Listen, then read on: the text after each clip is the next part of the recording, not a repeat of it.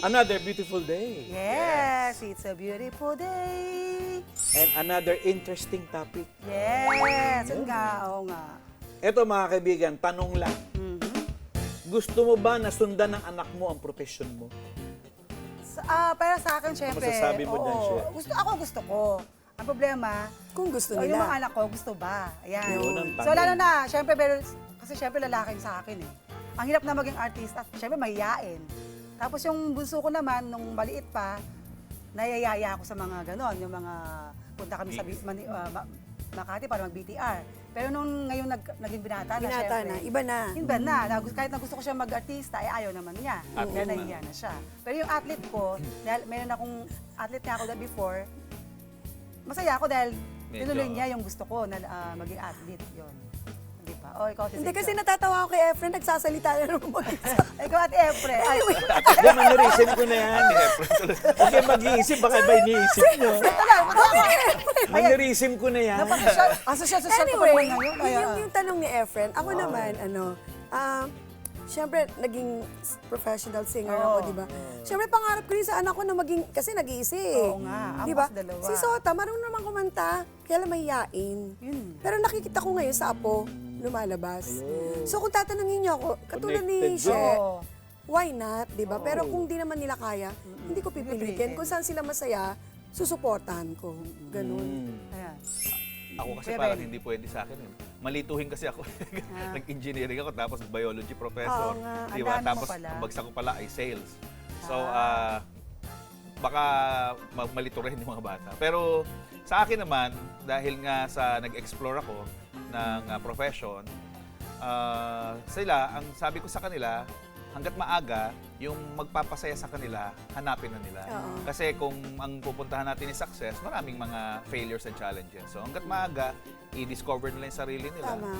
And then kung ano yung makita nila na talagang niche nila o doon sila talaga masaya, we go. Suporta Go. lang. Actually, marami na akong paulit-ulit na support sa mga anak ko na akala nila ito yung gusto, tapos ito pala. So Iba. hinayaan ko lang hanggang sa Oh, makita parang nila ako ganun kung saan din. sila papunta. Sa akin ikaw, naman, Kuya Ben. maniwala kayo sa hindi. Ito, totoo ito, honest to. True mga story kaibigan. yan. Gusto ko Walang talagang mag-medicine. Ikaw? Talaga? Oo. Pero, iba yung mahatak sa pakiramdam ko eh. Oo. Kasi may natural, yung love ko sa music. Oo nga. Ayun. Paano yung anak mo? Di Pero ba? Ay, ngayon, ngayon, paano, ito yun eh. Di ba kumakanta yung anak niya? Blessing this guys. Hindi. Oo. Yung anak ko, nursing kinukuha. Oo. Sabi ko, "Uy, So malapit. Malapit. oo, kanya na Ayun naman pala. nagpunta ko parang, Ngayon, salamat po." medicine cabinet na lang yun. Oh, yun. Hindi, kinuha ko yung medicine 2 minutes lang. Ay, yung Joke anak ko yun. naman, IT ang kinuha nung una. Tapos iba na naman ang gusto, naging chef. Yun, doon siya natuloy, nagpagiging chef niya. Ayun. Pero syempre, di maiiwasan. May mga pamilya Oo, din eh. talaga na mas gusto nila na magpapatuloy yung kanilang nasimulan, di ba? Tama. Kaya ang tanong, legacy ba ito o pressure? Sa palagay Oo mo. nga, ano. Di ba? Ay, ayan, Oo malimit nga. ko nakikita yan sa mga Oo, kaibigan yun, naming ako mga rin eh, nasa Chinese. isip ko yan eh.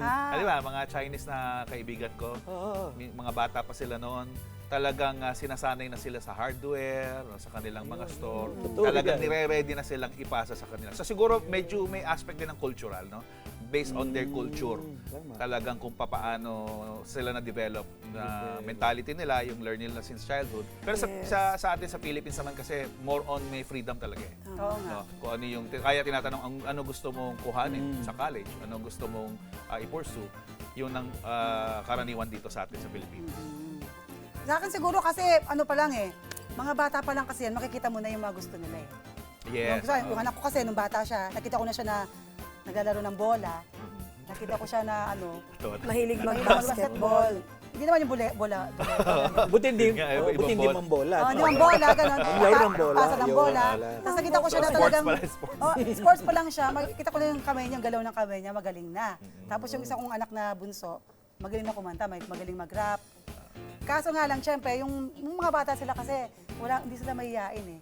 Kasi nung naging Goal lang binata, ng goal. doon lang talaga nakita ko na, sayang naman, ang gwapo ng anak ko, kako, ayaw mo mag-artista. And I would say, diyan pumapasok yung pagmamana. Yun na nga. Minana sa yung Oo, anak mo, yung pag- sport. oo. Dahil dati kang varsity player Oo. ng volleyball. Volleyball. Oo, Oo. Halos ko, tsaka Connected din eh. oo, Connected. connected talaga. Kaya nangyayari talaga na minsan natural, no? Hindi sinasadya, hindi Oo, pinipwersa, hindi na ipapasa ang mga profesyon Oo nga. ng mga magulang sa kanilang mga anak. Pero meron din namang mga pamilya na mas pinipili nga nila kung ano yung choice ng kanilang anak. Anak. Ano? Kaya diyan papasok na mapag-usapan natin Ayan na. yung mga expectations, no, Expectations. ng magulang sa anak. Dapat ba talagang sundin ng anak yung profession na gusto ng kanilang mga magulang o meron silang freedom to choose kung saan sila talaga pupunta.